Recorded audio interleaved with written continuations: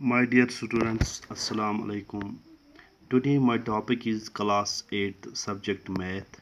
इसमें हम पढ़ रहे chapter number 8 comparing quantities exercise 8.3। आज हमें क्वेश्चन नंबर 6 करना है। क्वेश्चन नंबर 6 क्या है? आपके बुक पर है पेज नंबर 145 पर। Asif took a loan of rupees 80,000 from a bank. Asif loan लेता है बैंक से 80,000। Rate of interest is 10% per annum. Interest इसको है 10% per year. Find the difference in amounts he would be paying after one and half year if the interest is compounded annually compounded half yearly.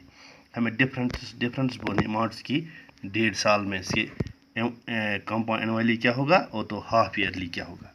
पहला part हम करेंगे। इसमें principal कितना हमें है, जो ये लोन कितना लेता है 80,000। रेट है इसकी कितनी इंटरेस्ट की 10% पर एनम।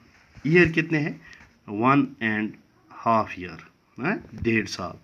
तो पहले हम करेंगे क्या, the amount for first year and 1 year and 6 months can be calculating by first calculating the amount for 1 year using the compound interest formula. पहले साल के लिए हम ये 1 ईयर बराबर इसका हम कंपाउंड इंटरेस्ट फार्मूला से निकालेंगे ये अमाउंट।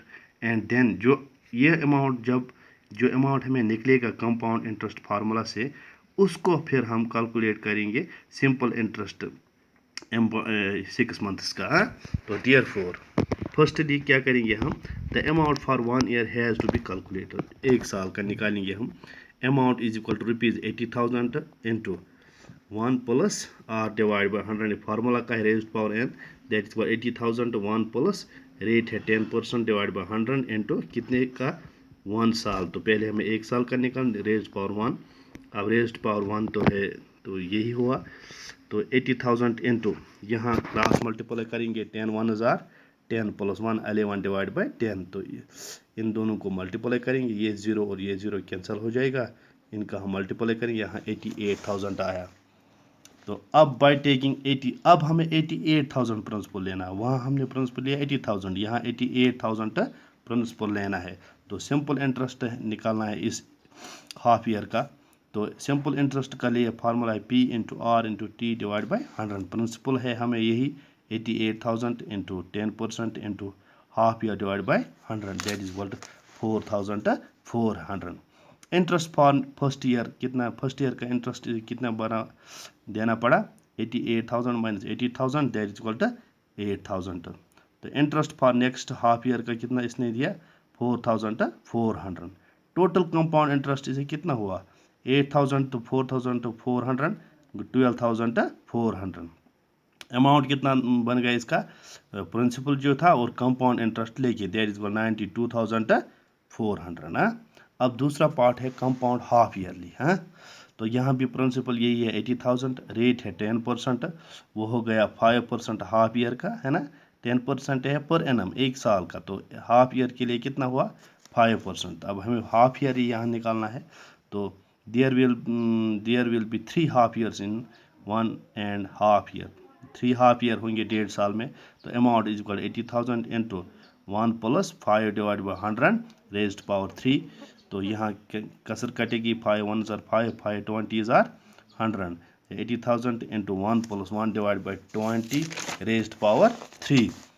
तो दैट इज वाई 80,000 into 21 divided by 20 into 21 divided by 20 into 21 divided by 20, that is 92,610। Difference between amounts कितना हुआ 92,610 माइनस 92,400, दैट इज रुपीज़ 210 की डिफरेंस। तो अब है क्वेश्चन नंबर 7।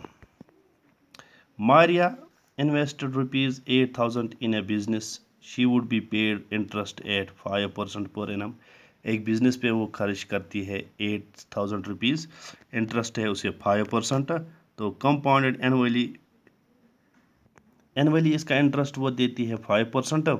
हमें निकाल the amount credited against her name at the end of second year 2 साल के बाद से कितना अमाउंट देना पड़ेगा। और दूसरा पार्ट है the interest for the third year, और तीसरे ईयर का उसको कितना देना पड़ा। तो पहले हम निकालेंगे, यहाँ प्रिंसिपल हमारा है 8,000, रेट है 5% पर एनम की, ईयर्स है 2 ईयर्स, पहले 2 साल का हमें निकालना है। तो amount is equal to 8000 into 1 plus 5 divide by 100 raised power 2। यहाँ कसर कटेगी, 5 1 ज़ार 5, 5 20 ज़ार 100। तो rupees 8000 into 1 plus 1 divide by 20, इनको क्रॉस मल्टीप्लाई हो जाएगा। That is rupees 8000 into 21 divide by 20 into 21 divide by 20, that is equal to rupees 8820। तो दूसरे पार्ट में हमें प्रिंसिपल यही लेना है, ये 8800, क्योंकि अब इसका प्रिंसिपल क्या बन गया 8820, वो चेंज हुआ। पहले इससे प्रिंसिपल था 8000, अब यहाँ इसका प्रिंसिपल है दूसरे साल के बाद, ये वो था पहले, अब ये प्रिंसिपल है। तो second half year P into R into T divide by 100, that is equal 8820 into 5 into 1 divide by 100। यहाँ कसर कटेगी, 5 1 ज़ार 5, 5 20 ज़ार 100, यहाँ 20 आ गए 20, ये 0 और कैंसिल, ये 0 भी कैंसिल, यहाँ रह गए 2 2 1 ज़ार 2, 2 4 ज़ार 8, 2 4 ज़ार 2 1 ज़ार, यहाँ रह गए ऊपर 4 4 1 इंटू 1, यहाँ नीचे है 1, that is equal to rupees 441। अब क्वेश्चन नंबर 8 है।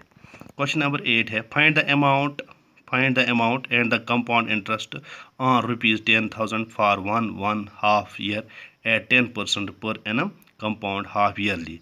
Would this interest be more than the interest he would get if it was compound annually?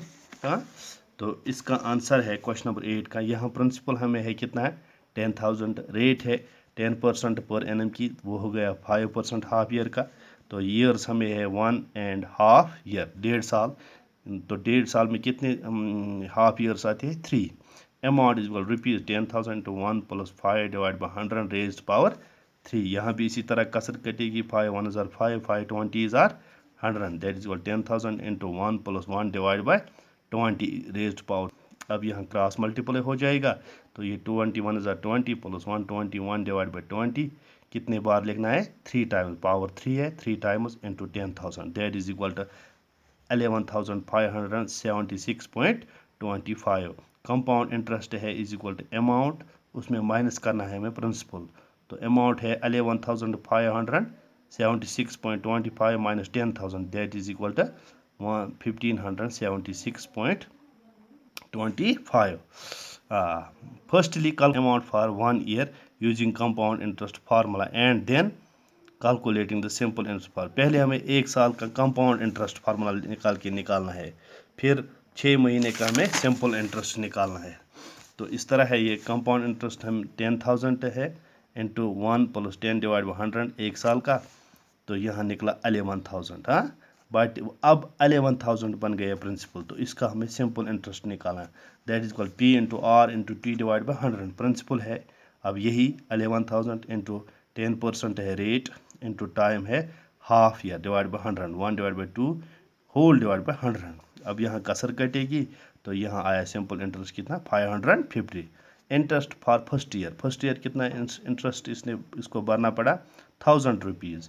Compound interest कितना है total 1000 plus 550, that is equal 1550। Therefore the interest would be more when compound half yearly than the interest when compound annually। Half yearly से ज़्यादा interest देना पड़ा। तो question number 9 है, आप find the amount which Ram will get on rupees 4,096 if he gave it for 18 months at 12.5% per annum interest being compound half yearly। Ram ने amount लिया है बैंक से 4,096, अगर वो 18 मंथ्स में से पे करता है 12.5% रेट लेके है पर एनम का, उसे कितना हाफ ईयरली इंटरेस्ट देना पड़ेगा। तो प्रिंसिपल है 4,096, रेट है 12 1 divide 2% per annum, that is equal 25 divide 4% half yearly. Time है एन है 18 months, that is equal to इस 18 मिनट्स में कितने हाफ ईयर आते हैं 3। Amount is equal to rupees 4,096 into 1 plus 25 divide 4 into 100 raised power 3, that is equal to rupees 4,096 into 1 plus 1 divide, यहाँ कसर कटेगी 1 divide by 16 raised power 3, that is 4,096 into, यहाँ cross multiply हो गए 16 1 ज़ार 16 प्लस 1 17 डिवाइड बाई 6, 3 बार लिखना है, इसको मल्टीप्लाई करना है 4,009 96 into 17 into 17 into 17 divide by 16 into 16 into 16, that is equal to 4913 rupees. The required amount is 4913 rupees. अब है question number 10. The population of a place increased on 54,000 in 2003 at the rate of 5% per annum. Find the population in 2001. What would be its population in 2005? हमें population निकालना है 2001 की और 2005 की. Population increased हो रहा है 2003 साल में 54,000, 5% पर annum हिसाब की. तो इसका आंसर है, it is given that population in the year 2003 में कितनी पॉपुलेशन है? 54,000. 54,000 is equal to population in 2001 is equal to 1 into 5 divide by 100 raised power 2, that is 54,000 into 21 divided 20 divided by 21 into 20 divided by 21. Population in 2001 is equal to 48,980 approximate है.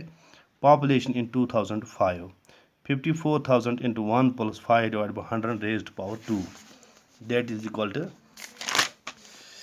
54,000 into 1 plus 1 divided by 20 raised power 2. यहाँ cross multiple हो जाएगा. 21 is 20 plus 1 हो गया 21 divided by 20 into 21 divided by 20, तो into है 54,000.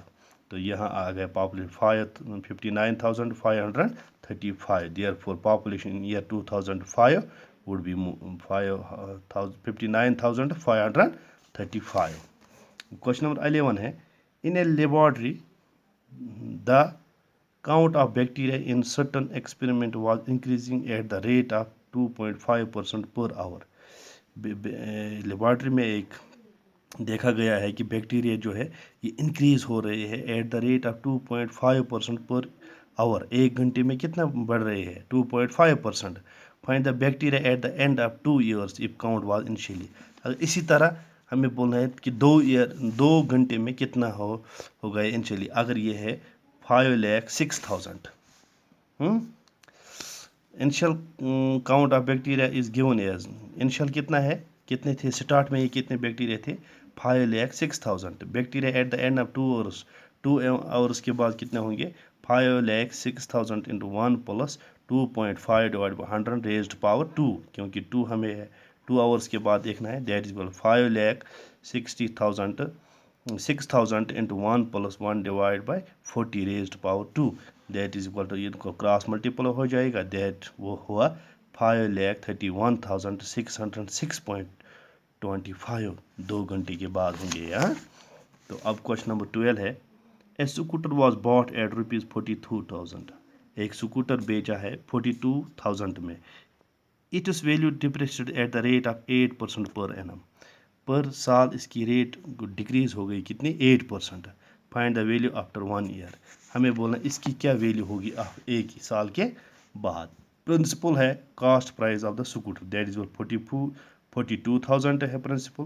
तो depreciation कितना हुआ? 8% ऑफ ₹42,000 पर ईयर का. तो हमें कितना बोलना है एक साल के बाद. तो ₹42,000 into 8% into 1 divide by 100, that is equal to ₹3,360. इसका कम होगा एक साल के बाद. वैल्यू आफ्टर 1 year, अगर ये इस वक्त इसकी रेट थी 42,000, एक साल के बाद होगा 42,000 minus 3,306, that is equal to 38,640. हाँ, ये थे इस टॉपिक के ये क्वेश्चंस. बाकी क्वेश्चन करेंगे हम, बाकी जो चैप्टर पढ़ेंगे नेक्स्ट टॉपिक में. हाँ, थैंक यू, फी अमानिल्लाह.